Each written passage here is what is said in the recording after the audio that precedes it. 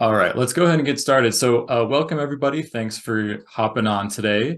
So I've got a pretty brief presentation for us today about good course design practices. So we're going to be looking at a Canvas course and kind of going over what makes it a good course and what design elements are featured within that. So I have this screen first to start, and then we'll do a couple of Zoom polls to get us going.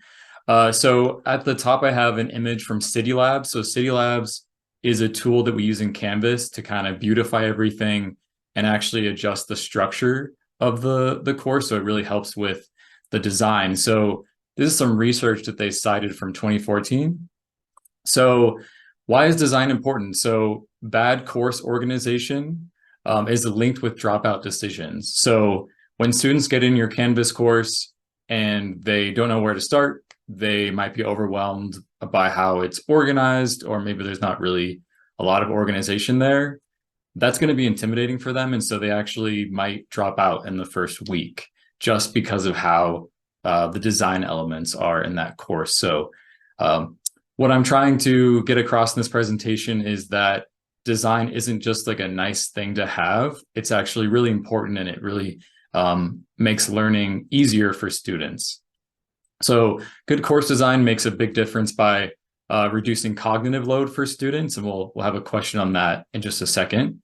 Cognitive load is the amount of content that a student can perceive and then process in their brain at one time. So good design really helps reduce a certain kind of cognitive load, and we'll go into that in just a moment. Good course design can improve readability and accessibility. If you've ever tried to read a book that has not been edited or was edited very poorly, lots of spelling mistakes, or maybe some fonts are kind of changed in certain areas, you might not finish that book. It might just kind of get on you after page of frustration, because that is poor design. Good course design also informs students of expectations. So giving them concrete information about what is expected of them throughout the course is really helpful. So that's going to set them up for success, knowing how can they actually do well in the course. All right, so I'm going to ask you all a few questions. Some of you may know what cognitive load is, that's great, and some of you may never have heard of it. So let me launch this Zoom poll. All right, so you should see a poll on your screen. What is cognitive load? So is it the physical weight of course materials students carry? Is it the emotional stress experienced by students during exams? The amount of time students spend in extracurricular activities? Or is it the mental effort required to process and understand? So it looks like we've got most people responded, and you're all amazing. You already know what it is. That's exactly right. It is that mental effort to process the content. Okay, next question. So there are 3 types of cognitive load. Good design can help reduce which type? So let me launch that poll. All right, so we've got 3 types. We've got intrinsic, germane, and extraneous. Good design can help reduce which type of cognitive load? And cue the Jeopardy music in the background, right?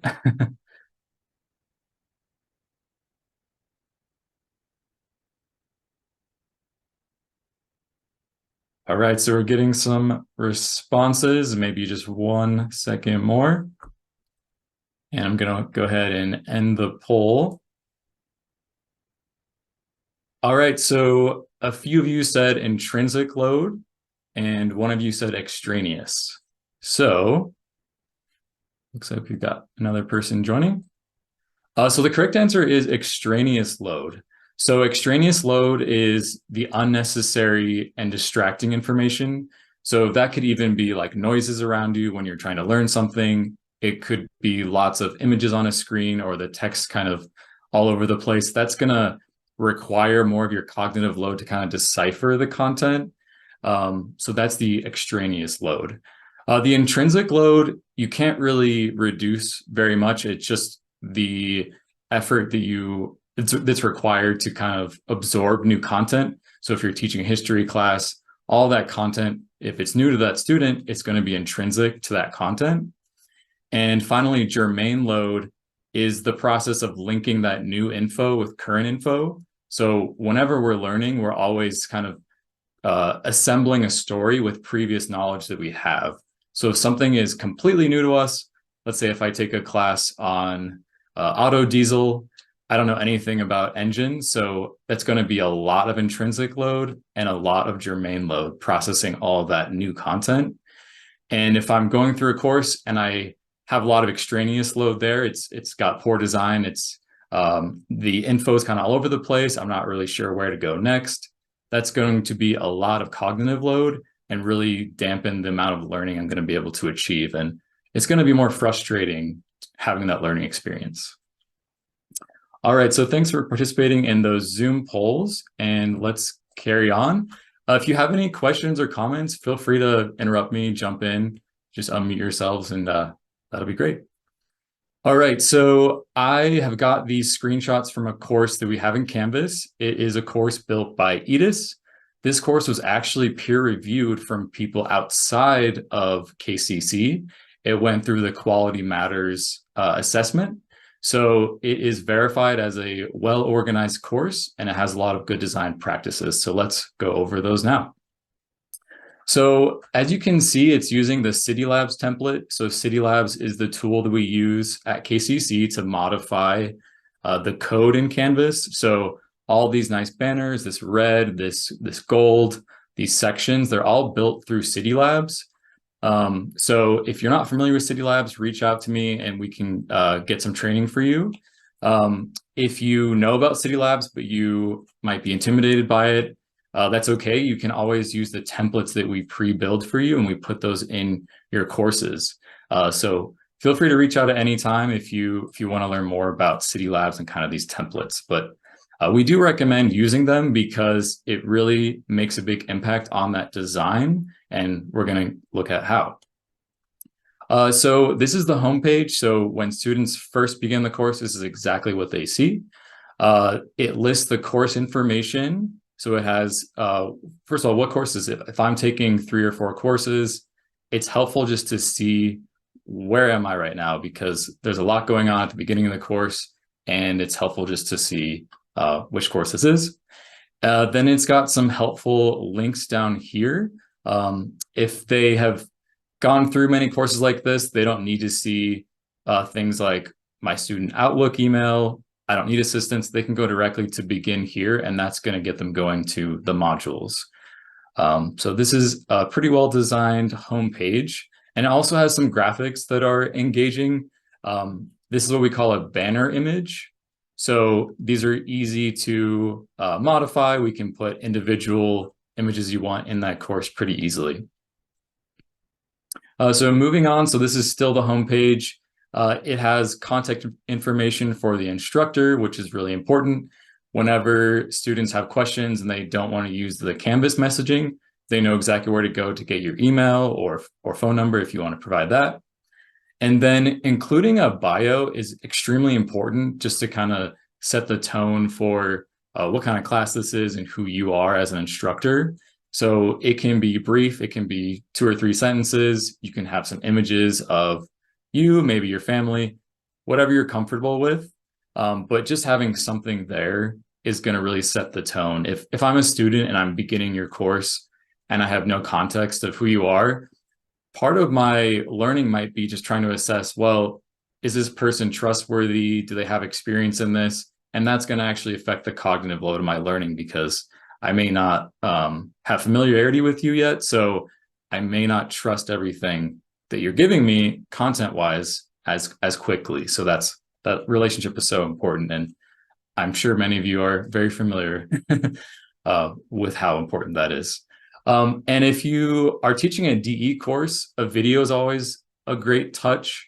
It can be literally a 20-second Zoom recording that you just plop into Canvas. Doesn't have to be anything fancy, but that is helpful to to have a video presence on there if they never are meeting on site.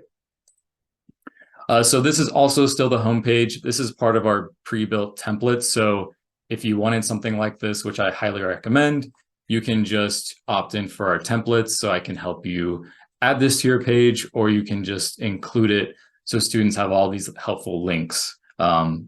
These are links that go to the tutoring center, advising, the library, lots of helpful links there. So class expectations are extremely important. Students can't succeed unless they know what's going to be measured of them and how they're going to be assessed. So kind of setting the tone at the beginning of the course is really important. How is grading going to work? How often can they expect for you to return their grades?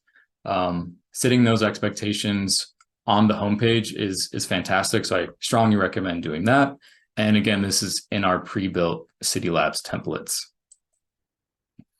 All right, so the navigation, this is something that is pretty basic, but it is, I think, worth mentioning. So at KCC, we are trying to standardize the top navigation in Canvas. So this is on the left side. So when students, let's say they're here for 2 years, if every time they look up at this navigation and it's different, it's going to be a little bit of extra effort for them. And that a little bit of extra effort adds up over time. And it's just not going to be as good experience if it was otherwise standardized like we're trying to do. So we recommend having the navigation in this order, just so it's standardized across the courses. So it's home, then modules, then announcements, then syllabus, then grades. And anything below that is completely up to you and how you want to order it. If you're not sure how to adjust this setting, feel free to reach out and we can quickly change that. But it should be by default if you're using our templates. So that's nice. But if you're not, just know that we're trying to standardize this order. So we're trying to have everybody use this. All right, the modules page. So if I'm a student and I'm beginning the course, I see the homepage, I want to know quickly where to go next. I don't want to have to try to slodge through lots of pages. It's really important that I can quickly see where I'm supposed to go next, because at the very beginning of the course, that's when students are processing just how to use the course, right? So beyond the learning that you're providing, they also have to learn how your course works. So giving on the modules page, providing a really easy order at the beginning is really important. So we have this module called Start Here. You can change the wording. You can just be week 1, of course. And just knowing that the first module that they go into is some kind of orientation page. So it can be like an agenda. This is what you're doing the first week. It can be welcome to the course. Here's how it works. Something like that is really important for that really needed context. All right, so the Start Here agenda page looks something like this on the course that I'm showing you. So we can also call it a landing page. It's going to introduce the course and teach them how to actually navigate it. It's broken into clear sections, so it's a lot more readable if you can kind of have some sectioning going on. So this has some red bars. It's got some line breaks, this semi-transparent line here, and it's got this icon. So I know immediately through this introduction heading, what is this section about? I can quickly scan it and kind of, okay, this is where I start and this is what's going on. If you're reading lots of websites, you probably are not reading every single word. You're probably doing some scanning.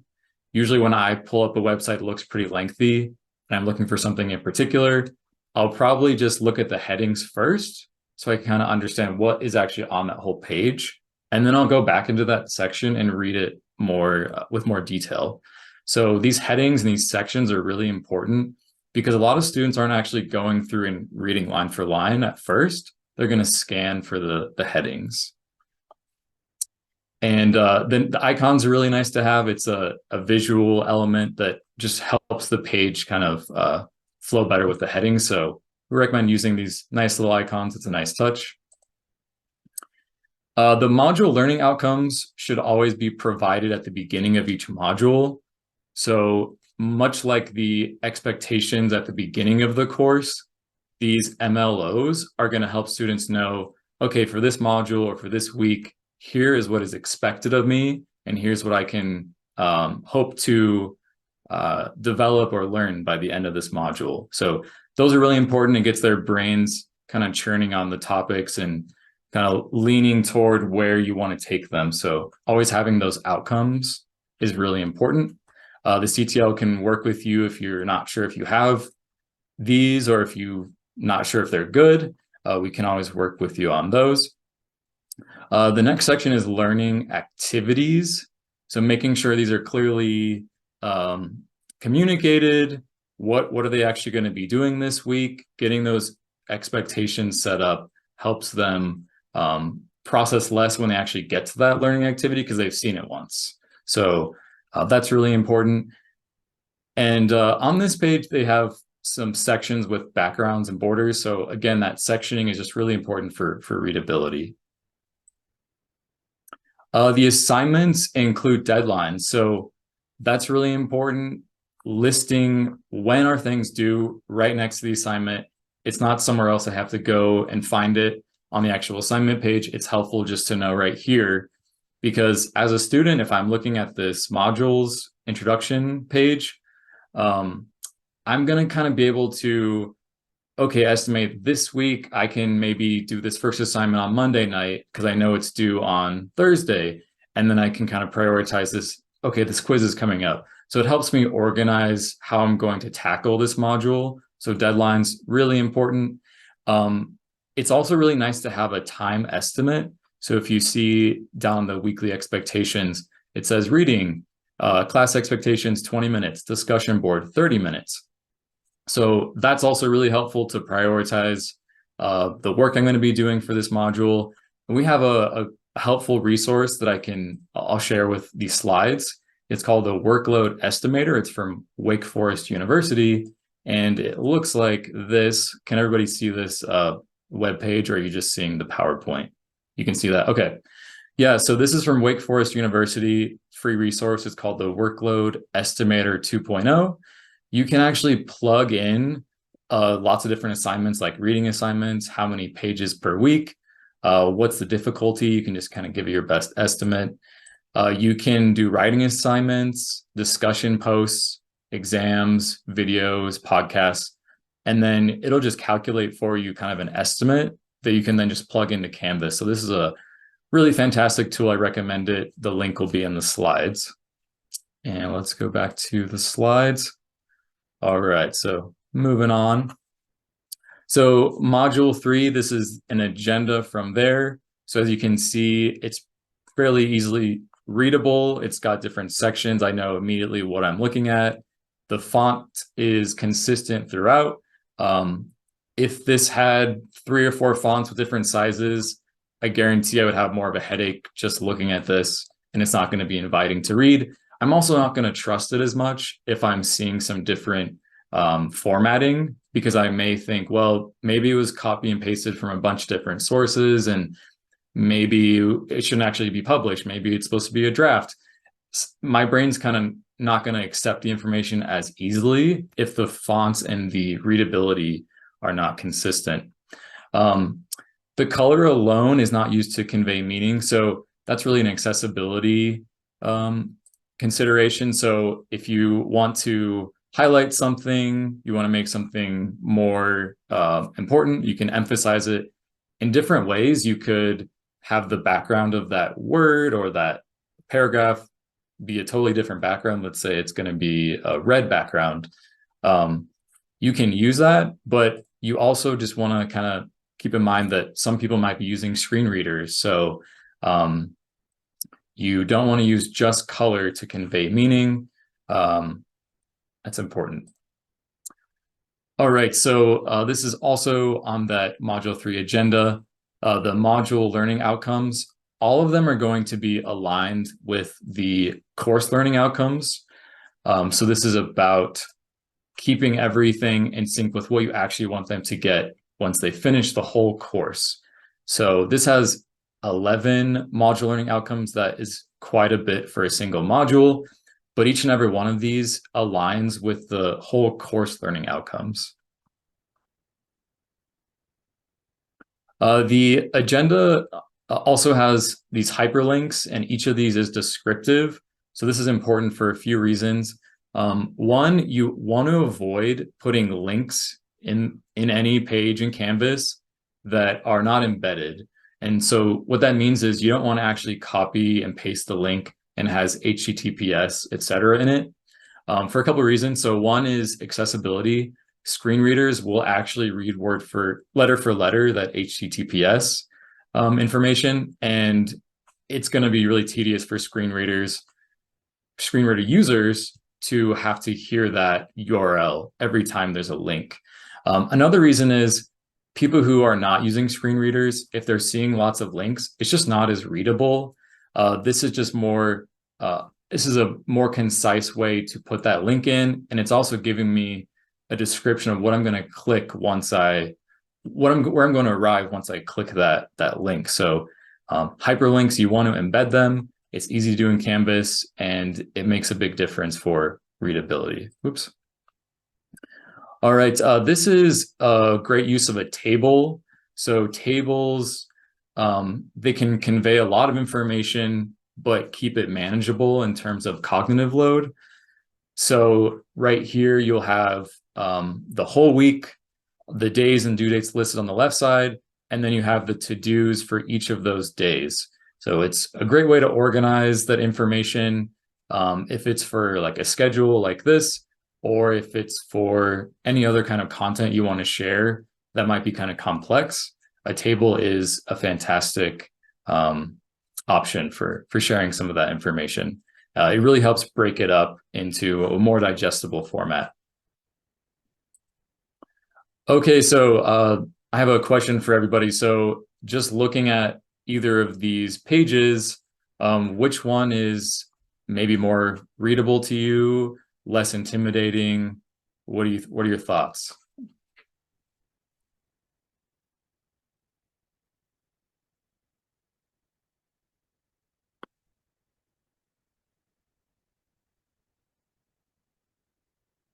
Anybody? Well, I will say that on the right side, which uses the City Labs template, it's a lot more readable for me. It's going to require less of my brain power to kind of decipher what's going on the page. What am I expected to learn and do this week? I really think the City Labs template is going to reduce that extraneous cognitive load and help me learn the material much easier. So I would say the right side. All right, so this is some research from City Labs just to kind of explain to you how design can have a big impact. So they did a study in, what was it, 2019 on not using the City Labs tool, so this left side, and then implementing that City Labs design tool. They found that there was a substantial increase in the grades once they implemented the design tools. So it does actually have an impact on how students are performing in these courses. And interesting to note is the first generation students, they actually outperformed the continuing gen students who did not use that Design Plus in the course. So design will definitely have an impact, and it will impact students' grades. Some other research, this was done in 2010. Design and aesthetics have a profound impact on how users perceive information, learn, judge credibility and usability, and ultimately assign value to a product. So that product will be your course. To dismiss design as merely visual is to make a fundamental mistake. Style does not replace substance, but style and substance and balance work much better. And we're at the end of these slides. So just as a reminder that design can really reduce the extraneous cognitive load for students and facilitate an easier learning experience overall. And this is the very last slide. What's one idea or suggestion you will take with you today? Just something to reflect on in your mind, or if you want to share, you're welcome to. But if there's something you'll take away from this training, I just invite you to think about that.